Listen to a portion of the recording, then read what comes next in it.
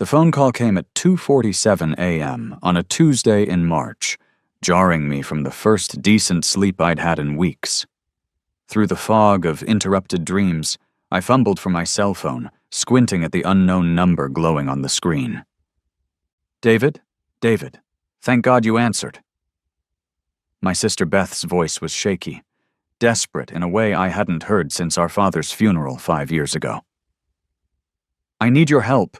Please, I know it's late, but—" "Beth, where are you calling from? This isn't your number." "I'm at the county jail. Marcus got arrested again." Her voice broke on the last word. Marcus, her husband of 8 years, father of my 2 nephews, and the man who had systematically destroyed my sister's life, one bad decision at a time. They're saying it's a parole violation, something about his address registration. I sat up in bed, running my hand through my hair. My wife, Sarah, stirred beside me, opening one eye in silent question. I pressed the phone closer to my ear and walked to the window overlooking our quiet suburban street. 3 blocks away, the house Beth shared with Marcus sat dark. The house where my nephews, ages 6 and 9, were supposedly sleeping safely in their beds. "What kind of address registration?" I asked, though I had a sinking feeling I already knew. "The parole officer says Marcus never updated his address when he moved in with us. He's been reporting our old apartment, the one we gave up 6 months ago." Beth's voice was barely a whisper now. "David, if they violate his parole, he goes back to prison for 2 years, minimum. The boys have already been through so much, and with my job barely covering the bills—" I closed my eyes. Marcus had been released 18 months ago, after serving 3 years for armed robbery, his second felony conviction.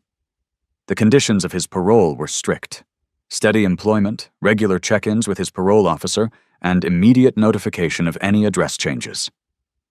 Somehow, he'd managed to keep the first 2 requirements while completely ignoring the third. "Why didn't he update his address, Beth?" The silence stretched between us like a canyon. When she finally spoke, her voice was thick with shame. "Because Mr. Patterson, his parole officer, told him that parolees aren't allowed to live in households with children under 12 unless they get special permission. Marcus was afraid they'd deny it, send him to a halfway house. We couldn't afford to keep paying rent on 2 places." The weight of her words settled over me like a lead blanket. My sister had been living with a man who was technically in violation of his parole for 6 months. Worse, she'd been complicit in hiding it, putting her children, my nephews, at risk of being removed from the home if the authorities discovered the situation. "Beth, I don't understand what you want me to do. This is between Marcus and his parole officer." "No, David, please listen. There might be a way to fix this. Mr. Patterson said if Marcus can prove he's been living at a documented address with an adult relative who can vouch for him, they might let this slide with just an administrative correction. But it has to be someone who's not his spouse." The ask hung in the air between us, unspoken but crystal clear. She wanted me to lie, to tell Marcus's parole officer that he'd been living at my house, that the address mix-up was just a clerical error, that I could vouch for his stability and compliance. "I can't do that, Beth." "Please." The word came out as a sob. "I know it's asking a lot, but there's no one else. Marcus's family won't help. They cut him off after the second arrest. If he goes back to prison, I'll lose the house. The boys will have to change schools again. They've been through enough upheaval, David. They're finally stable, finally doing well in school. Jake made honor roll last month." I thought about my nephews. Jake, serious and bookish at 9, and Tyler, 6 years old, with gap-toothed grins and an endless supply of knock-knock jokes. They'd lived through their father's arrest, trial, and imprisonment. They'd moved 3 times in the past 2 years, and now Beth was asking me to lie to keep their world from collapsing again. "What exactly would I have to say?" Hope crept into Beth's voice. "Just that Marcus has been staying at your place since his release. That you let him use our old apartment address for mail delivery because it was more convenient. Mr. Patterson wants to do a home visit to verify the living situation. If you could just back up the story." A home visit. That meant Officer Patterson would come to my house, expecting to find evidence that Marcus had been living there for 18 months. It meant involving Sarah in the lie. It meant potentially committing a crime myself. Lying to a parole officer had to be some kind of obstruction of justice. I need to think about this, Beth. There's no time to think. Her desperation erupted. They're holding him until Monday. If we can't get this sorted out by then, they'll process the violation and send him back. Please, David. I'm begging you. These boys need their father. Did they, though? That was the question that had haunted me for years. Marcus wasn't a bad man, exactly, but he was weak. Weak in the way that led to poor choices, risky friends, and ultimately to pointing a gun at a convenience store clerk for $200 and a carton of cigarettes. He'd cried during his sentencing, promised Beth he'd change, sworn he'd never put the family through anything like that again. And here we were, 18 months later, with him in jail for another violation of the law. I'll call you back in an hour, I said finally. David, 1 hour, Beth. I promise. I hung up and stood in the darkness of my bedroom, watching Sarah's sleeping form. We'd been married for 12 years, and in all that time I'd never lied to her about anything important. We'd built our relationship on trust, on the kind of honest communication that had seen us through infertility treatments, job losses, and the slow, painful distance that had grown between us over the past year. Sarah stirred as I slipped back into bed. Everything okay? Beth's in trouble, I said quietly. Marcus got arrested again. She was fully awake now, propping herself up on one elbow. What did he do this time? I told her about the parole violation, about Beth's request, about the impossible choice I was being asked to make. Sarah listened without interruption, her expression growing more troubled with each detail. You can't lie to a parole officer, David. That's got to be a felony. I know. And even if it wasn't illegal, it's still lying. It's still fraud. I know that too. Sarah was quiet for a long moment.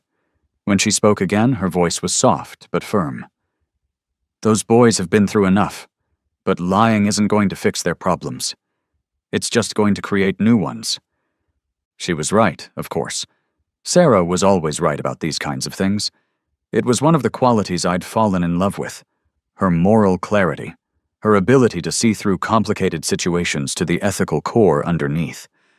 But it was also the quality that had been driving us apart lately, as life became messier and the right choices became less obvious. What if this is their last chance? I asked. What if Marcus really has changed, and this is just a stupid bureaucratic mistake that destroys their family? Then he should have followed the rules from the beginning. He should have updated his address and applied for permission to live with the children. He should have been honest with his parole officer instead of lying for 6 months. I stared at the ceiling, thinking about Jake's honor roll certificate that Beth had shown me with such pride, about Tyler's excitement when Marcus had taught him to ride a bicycle without training wheels. Whatever Marcus's faults, the boys loved him. And Beth was drowning, had been drowning for years, trying to hold her family together through sheer force of will. I'm going to help them, I said finally. Sarah sat up fully, her silhouette sharp against the window. David, no. Please think about what you're saying. I have thought about it. Those kids are my nephews. Beth is my sister. If there's a chance I can keep their family together, by committing a crime, by lying under oath, possibly, by asking me to be complicit in defrauding the state parole system. Her words hit like physical blows, each one precisely aimed at the guilt I was already feeling. But underneath the guilt was something stronger. The image of Jake and Tyler losing another father figure, moving to another apartment, starting over at another school. I'll keep you out of it, I said. I'll handle the home visit myself. Make sure you're not here when Patterson comes by. That's not the point, David. Sarah's voice was rising now. The point is that you're talking about lying to law enforcement to help a convicted felon avoid the consequences of breaking his parole. Do you understand how insane that sounds? We argued for another 20 minutes, our voices growing louder despite our efforts to keep them low. Sarah deployed every rational argument she could think of. The legal risks, the ethical implications, the precedent it would set for Marcus's future behavior. I countered with emotional appeals, family loyalty, the children's welfare, the possibility of redemption. Neither of us budged. Finally, Sarah got out of bed and started pulling clothes from the dresser. I can't be part of this, David. I won't be part of this. Where are you going? To my sister's house. I'll stay there until you come to your senses. She paused in the doorway, her face a mask of disappointment. I married a man I could trust, a man who followed the law and told the truth. I don't know who you're becoming, but it's not someone I recognize. The sound of the front door closing 20 minutes later was like a gunshot in the quiet house. I sat on the edge of the bed, staring at my phone, knowing I had to call Beth back, but unable to make my fingers dial the number. In the end, it wasn't the arguments about right and wrong that decided me. It wasn't even the thought of my nephews crying themselves to sleep in another unfamiliar bedroom. It was the memory of Beth at our father's funeral, standing alone by the graveside after everyone else had left, whispering apologies to a man who died disappointed in both his children for different reasons. She'd sacrificed her college education to take care of Dad during his final illness. She'd put her own dreams on hold to raise Marcus's children while he served his sentence. She had never asked me for anything significant until now. I called her back at 4:15 a.m. I'll do it, I said when she answered. But we need to get our story straight. And Marcus needs to understand that this is his last chance. One more screw-up and he's on his own. The relief in her voice was overwhelming. Thank you, David. Thank you so much. I'll never forget this. The next 4 days were a masterclass in deception. I spent Saturday moving furniture around in my guest room, making it look lived in. I scattered some of Marcus's clothes in the closet, left a few of his books on the nightstand, even put an old toothbrush in the guest bathroom. Beth helped, bringing over personal items that would support the story we were going to tell. Marcus was released on bail Monday morning, pending the parole hearing scheduled for Thursday. When he came to my house to prep for Officer Patterson's visit, I barely recognized him. Prison had aged him in hard lines around his eyes and a permanent wariness in his posture. But he was genuinely grateful, pumping my hand and promising this would never happen again. I know you're taking a big risk for me, he said. I won't forget it. Officer Patterson arrived Tuesday afternoon. A stern woman in her 50s with silver hair and eyes that seemed to catalog every detail of my living room.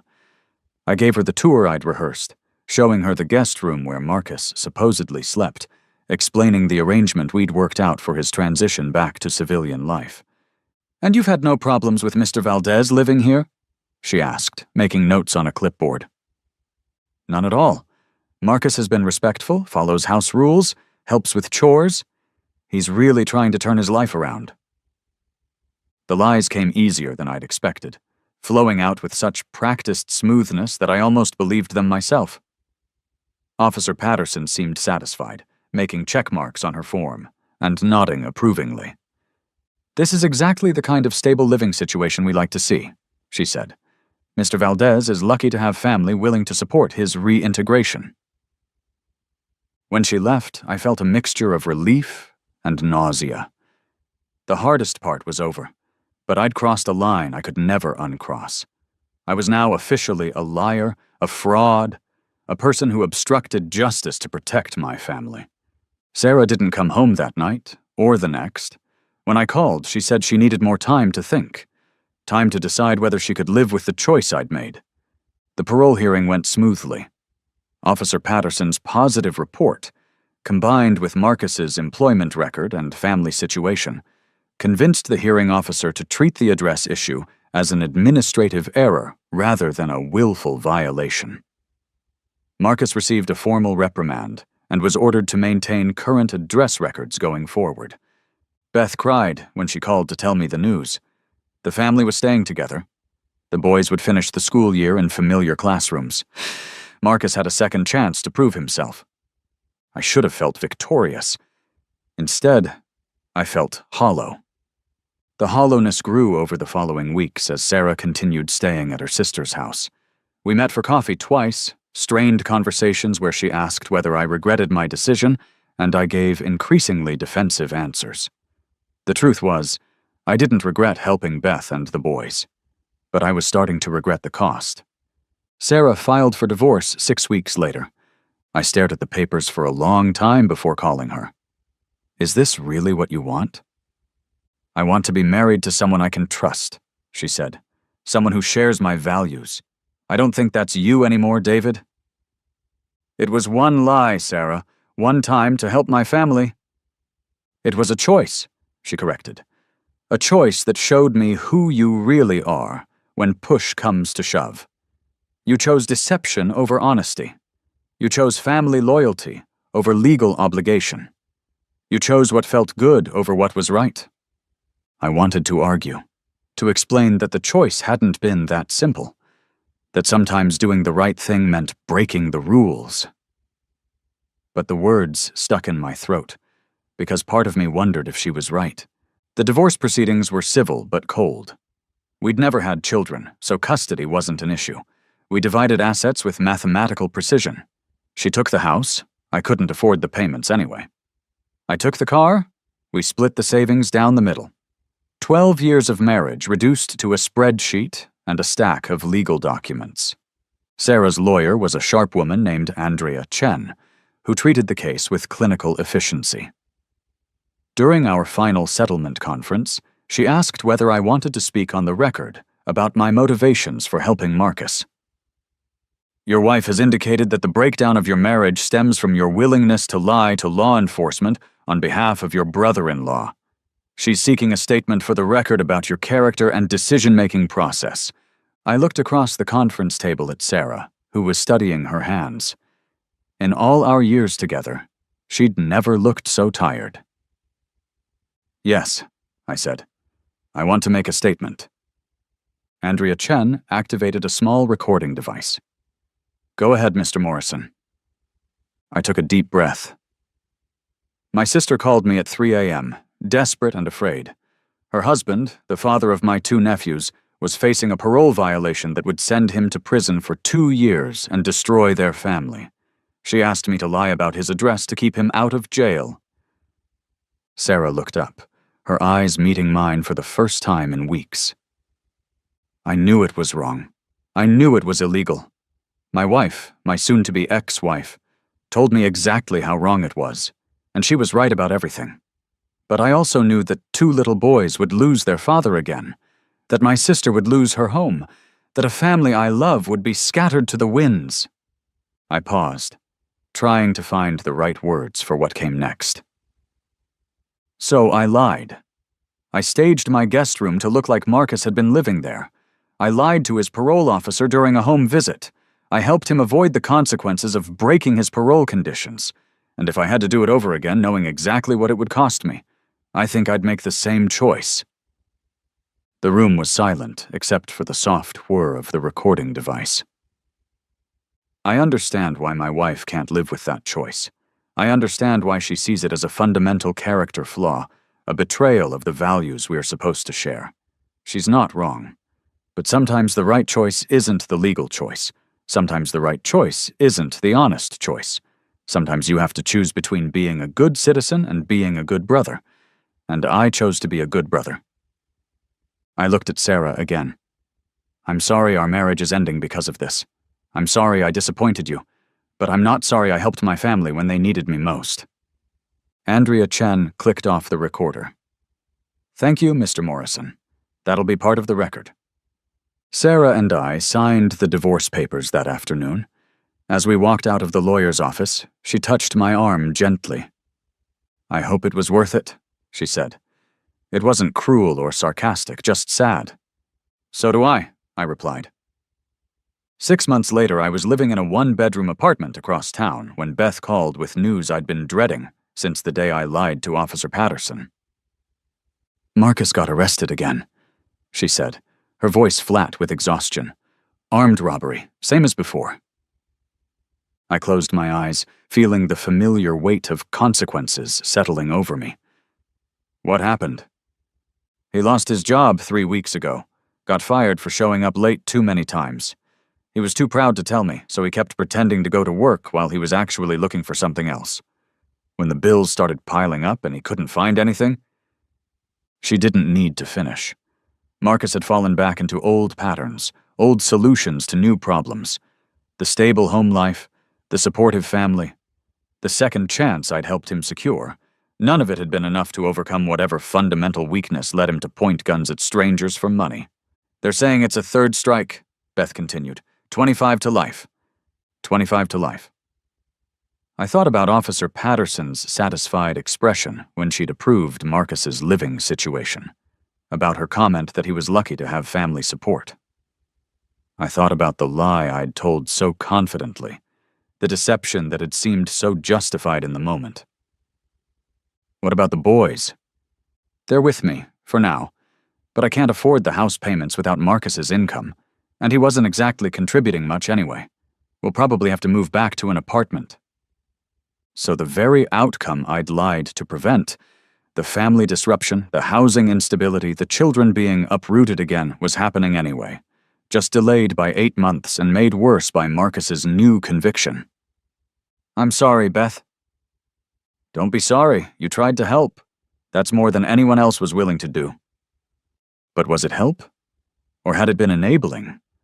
By lying for Marcus, had I removed one of the consequences that might have motivated him to take his parole conditions more seriously?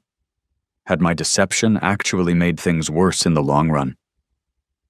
These were the questions that kept me awake at night in my empty apartment, staring at the ceiling and wondering whether Sarah had been right about more than just the ethics of lying to law enforcement. A year later, I ran into her at a coffee shop downtown.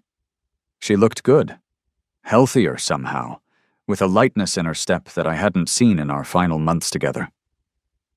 She was with a man I didn't recognize, someone who made her laugh in a way that reminded me of our early dating years. We exchanged pleasantries, carefully avoiding the subject of our divorce or its causes. But as I was leaving, she called my name. "David, how are your nephews doing?" I turned back, surprised by the question. "They're adjusting. Beth moved them to a smaller apartment, but they're managing. Jake's still doing well in school." She nodded. "I think about them sometimes, wonder how they're handling everything. They're resilient kids. They shouldn't have to be." The comment hung between us, loaded with everything we'd never resolved about my choice and its consequences. She wasn't wrong. Children shouldn't have to be resilient because the adults in their lives keep making choices that destabilize their world. "For what it's worth," I said, "I think you were right. About the lying, about the consequences. Maybe if I'd said no, if Marcus had faced real accountability earlier." Sarah's expression softened. Maybe. Or maybe he would have ended up in the same place anyway, just sooner. We'll never know. Her companion was waiting patiently by the door, checking his phone, but clearly ready to leave. Sarah glanced at him, then back at me. "I don't regret our divorce, David. But I don't hate you for the choice you made either. I couldn't live with someone who would make that choice. Does that make sense?" It did make sense, in a way that hurt and healed at the same time. Sarah had always been clear about her boundaries, about the kind of person she could and couldn't be with. There was something almost admirable about her willingness to end our marriage rather than compromise her values. "Take care of yourself," she said, and meant it. "You too." I watched her leave with her new partner, noting the easy familiarity between them, the way she leaned into him as they walked away. She'd found someone who shared her moral clarity, someone who would never put her in the position of choosing between her principles and her marriage. That night I called Beth to check on the boys. Jake answered the phone with his usual serious tone. "Uncle David, Mom's at work. She won't be home until 11. "That's okay. I was calling to talk to you anyway. How are you doing, buddy?" "Fine. The word carried the weight of a 9-year-old trying to be strong for the adults around him. Tyler's been having nightmares again. Tyler had nightmares every time their family situation changed. When Marcus first went to prison, when they moved apartments, when he was arrested again. The counselor Beth had found said it was normal for children in unstable environments, but that didn't make it easier to hear about. What kind of nightmares? About bad guys coming to take Mom away. I told him that won't happen, but he doesn't believe me. 9 years old, and Jake was already learning that the adults in his life couldn't be counted on to keep their promises. That the people who were supposed to protect him might disappear without warning, might make choices that turned his world upside down. You're a good big brother, Jake, but it's not your job to take care of everyone. That's what the grown-ups are for. The grown-ups aren't doing a very good job. The honesty of it was devastating. Jake was right. The grown-ups in his life, myself included, had failed him repeatedly. Marcus with his criminal choices, Beth with her inability to leave an unstable relationship, me with my willingness to lie rather than face hard truths. Sometimes grown-ups make mistakes, I said lamely. Big mistakes. Yeah, big mistakes.